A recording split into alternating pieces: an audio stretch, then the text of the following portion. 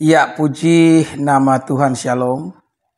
Kembali saya ingin memberikan tanggapan atas sebuah tuduhan yang disampaikan oleh seorang mu'alaf Donditan di dalam VT yang dibuatnya. Kita lihat videonya. Yesaya 5:3-10 dikatakan bahwa hamba itu akan mempunyai keturunan dan berumur panjang. Di sini blundernya kalau pegang ini sebagai Jadi maksudnya gini, apa? Kristen menggunakan Yesaya 5:3 dianggap sebagai nubuat untuk Yesus, tapi ayatnya dipilih-pilih, nggak semua. Iya, itu Giliran- namanya cherry picking. Nah, Pilih-pilih namanya cherry picking. tebu. Jadi artinya out of context. Iya. Kemudian Kristen juga tidak peduli gitu. Siapa sebenarnya yang bicara di Yesaya 5:3 itu, Tat? Ya. Iya. Tat, kembali dulu, Tat.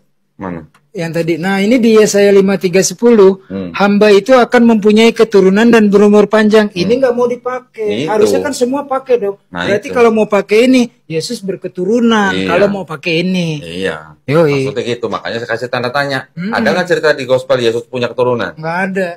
Gitu ya. Jadi dari VT ini kita bisa melihat bahwa sang penuduh atau Donditan mengatakan bahwa Yesus itu katanya berketurunan kalau menurut Yesaya 53 ayat yang ke-10. Pemikiran yang seperti ini sebenarnya adalah pemikiran yang cacat atau logika yang cacat. Kenapa saya katakan ini adalah sebuah logika yang cacat?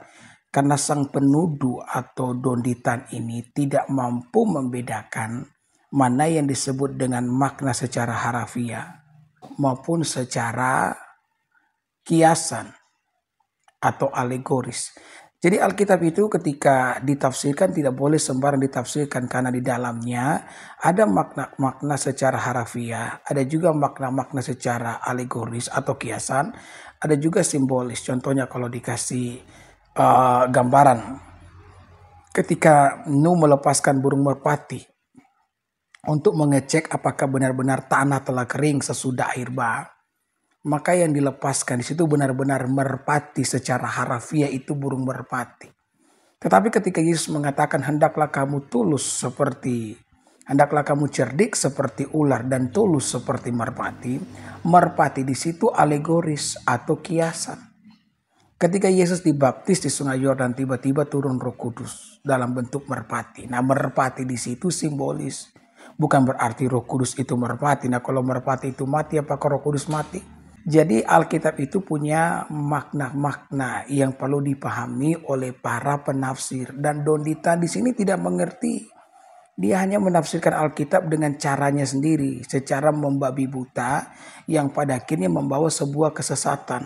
Ya, dengar-dengar kalau Donditan ini adalah seorang mu'alaf ya, dan rajin sekali, giat sekali membicarakan Alkitab ketimbang membicarakan kitab suci dari agamanya yang baru. Jadi saya jelaskan, keturunan yang dimaksudkan dalam Yesaya 53 yang ke-10 itu makna alegoris. Bukan berarti bahwa Yesus itu beranak cucu secara harafiah, tidak. Keturunan yang dimaksudkan adalah anak-anak Allah yang diangkat oleh Allah menjadi anak karena percaya kepada Kristus. Itu yang dikatakan dalam Galatia 4 ayat yang ke-5. Kalau misalkan kata keturunan itu harus semuanya ditafsirkan secara harafiah. Bayangkan saja Abraham itu disebut sebagai bapa segala orang beriman. Nah, apakah itu artinya bahwa semua orang beriman bapaknya adalah Abraham? Apakah Sarah melahirkan semua orang beriman itu bagi Abraham? Tentu saja tidak kan. Kalau kita berpikir seperti ini berarti kita itu cacat logika loh. Kalau kita berpikir bahwa semua orang percaya itu adalah anak dari Abraham. Nah, Yesus pernah satu kali berkhotbah, tiba-tiba keluarganya datang, mamanya dan saudara-saudaranya datang. Kemudian orang-orang pun berkata, Yesus itu mamamu datang, itu saudara-saudaramu datang. Dan Yesus pun mengatakan, siapakah ibuku, siapakah saudara-saudaraku? Bukankah mereka yang melakukan kehendak Bapa yang di surga? Jadi kita perlu mengerti, kita perlu memahami. Tidak boleh sembarang menafsirkan Alkitab seperti apa yang dibuat oleh sang penuduh atau Donditan ini. Jadi terima kasihlah buat Donditan yang lebih banyak membicarakan Alkitab ya, ketimbang kitab sucinya sendiri yang sekarang. Dan bagi orang Kristen tetaplah kita memperlengkapi diri kita dengan kebenaran firman Tuhan. Karena memang tanda-tanda kedatangan Kristus yang kedua adalah lahirnya para penyesat. Nah, kalau kita memiliki firman Tuhan, maka kita dapat ya mengantisipasi setiap penyesatan yang akan terjadi di akhir zaman ini. Terima kasih ya, Tuhan Yesus memberkati. Shalom.